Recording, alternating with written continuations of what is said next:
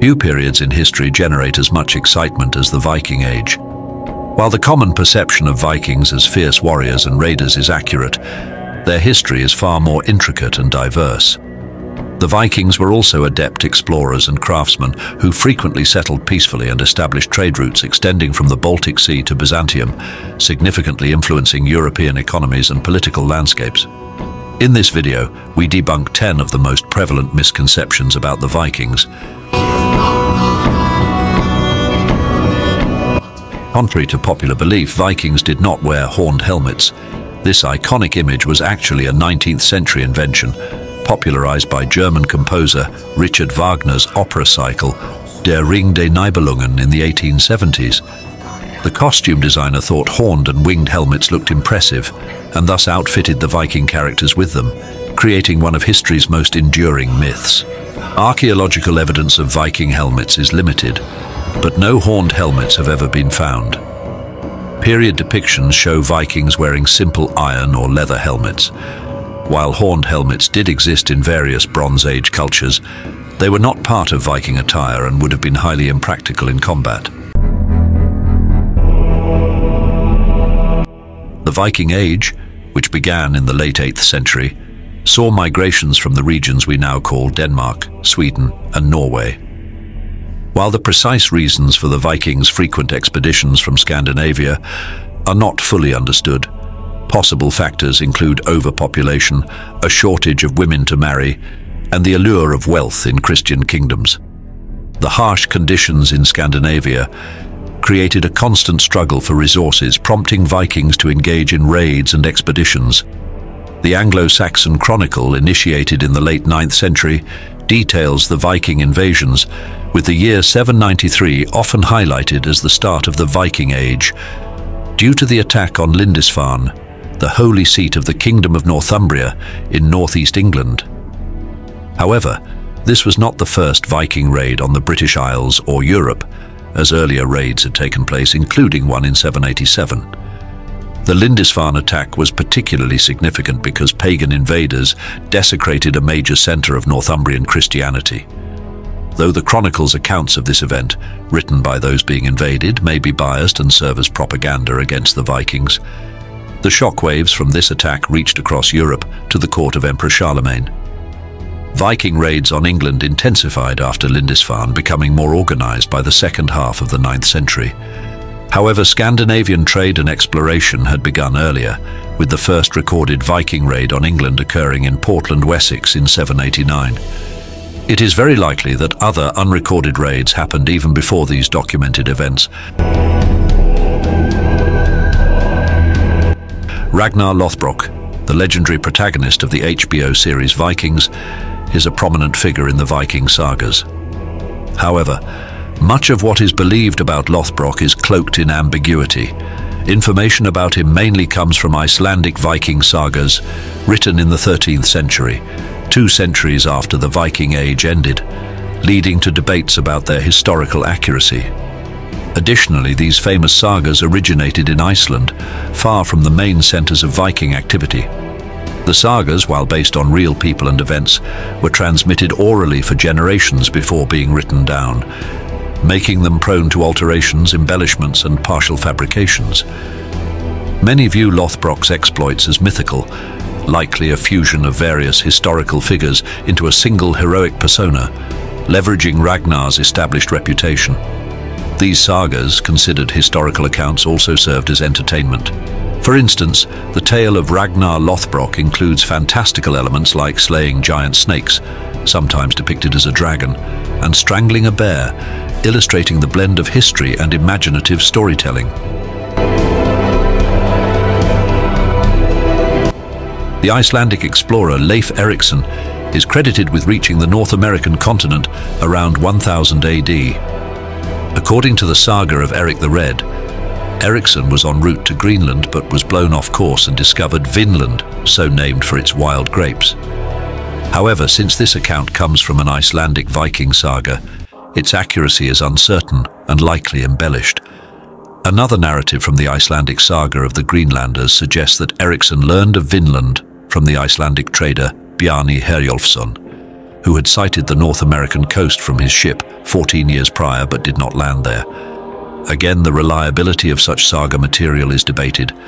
Nevertheless, in the 1960s, Norwegian explorers discovered a Viking settlement at Lonso Meadows in Newfoundland, the most easterly province of Canada. This site is suggested to be where Erikson may have landed.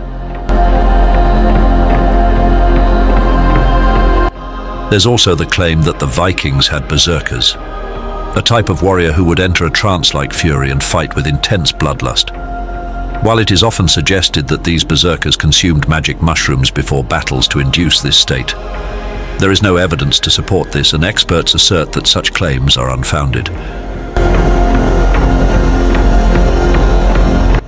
The Vikings were never a single unified kingdom. Instead, they were distinct groups from Norway, Sweden, and Denmark. Norway's rugged terrain, long coastline, and fjords fostered a seafaring culture, leading Norwegians to explore and colonize the North Atlantic islands, including the Faroe Islands, Iceland, Greenland, and even North America. Sweden, with its temperate and flatter landscape along the southern and eastern coasts, supported better agriculture and access to natural resources. The Swedes, also known as the Russ, settled in present-day Ukraine and Russia, interacting with cultures from the Volga and Caspian Sea regions as well as the Byzantine Empire. The Baltic Sea facilitated easy travel to and from Eastern Europe, using vast rivers for trade. Denmark's relatively flat and fertile soil made it ideal for farming. The Danes established their monarchy in the 8th century, enjoying political stability. Due to its location, Danish Vikings were often more involved in expeditions and settlements in Western Europe and the British Isles. During the Viking Age, the borders we recognize today didn't exist, which allowed for fluid interactions between these groups. Throughout Scandinavia, alliances, conflicts, trade, marriages, and shared religious and cultural practices created a complex interweaving of peoples. The closest the Vikings came to having one kingdom was the North Sea Empire under Canute the Great, Canute. The North Sea Empire, also known as the Anglo-Scandinavian Empire, was a personal union of the kingdoms of England, Denmark, and Norway from 1013 to 1042. This short-lived Norse-ruled empire was connected by and dependent upon the sea. Svein Forkbeard, King of Denmark since 986 and of Norway since 1000, was the first to unite all three kingdoms when he conquered England in 1013. However, his death 5 weeks later in February 1014 led to the realm's division.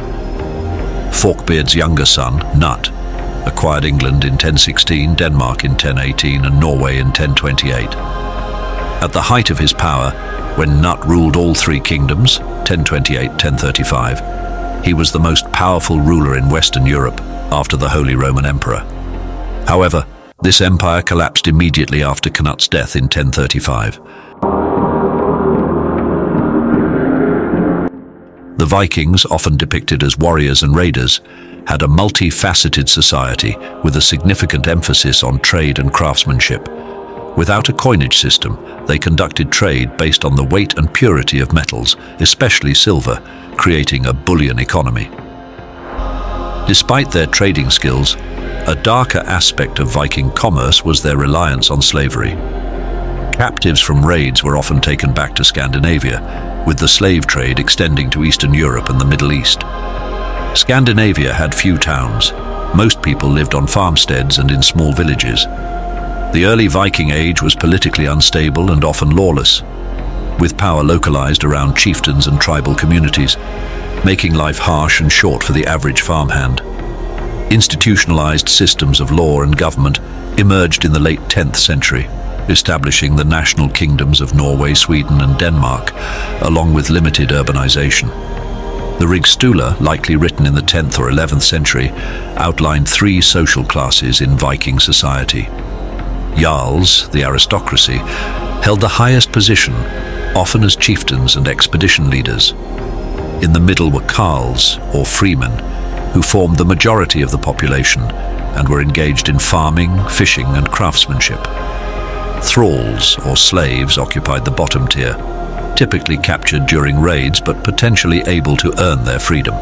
Unlike many societies of the era, Viking women, excluding thralls, had rights and social freedom. Viking sagas depict women as strong and intelligent, with most working as farm-based housewives. Notably, women could request divorces for reasons such as sudden poverty, marital violence, or abandonment. Some women accompanied men on longer expeditions with the intention of settling. While Viking poetry and sagas often depict strong and intelligent women who commanded the respect of their communities, the term Viking specifically referred to men. In reality, most free women were farm-based housewives. However, evidence from burials and sagas suggests that some women participated in fighting. These Viking warrior women are known as shield maidens, or the mythical Valkyries. Nevertheless, the presence of weapons in women's graves does not necessarily indicate they were warriors.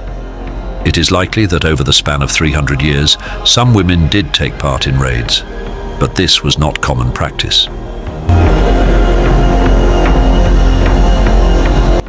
Archaeological evidence reveals more Viking activity to the east of Scandinavia than in the west, challenging the common narrative that emphasizes Viking invasions of Britain.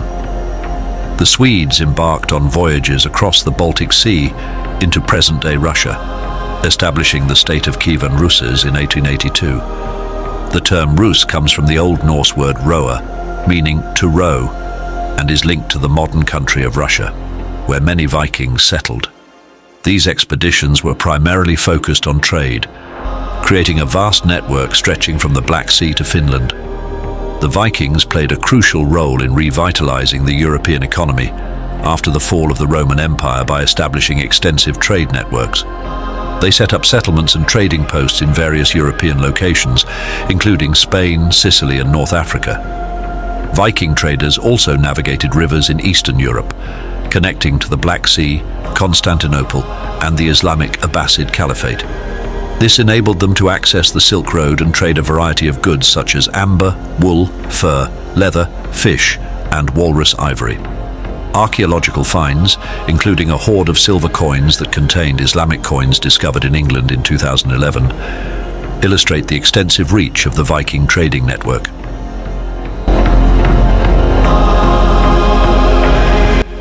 Early medieval Scandinavians would not have identified as Vikings, as there was no distinct Viking ethnic group. The term Viking referred to individuals going on expeditions, often abroad, encompassing a broader scope than just raiding. Its negative connotation, associating Vikings with pirates and predators, emerged later in sagas. As kingdoms like Norway, Sweden, and Denmark developed, national identifiers became more common, but it is doubtful that individuals in the 11th century would identify themselves as Norwegian or Viking. Instead, they likely referred to their family names or local regions. Thank you so much for watching. Your support means the world to us. If you enjoyed the video, don't forget to like, comment, and subscribe to our channel for more content like this. Your engagement helps us grow and continue creating quality videos for you. See you in the next one.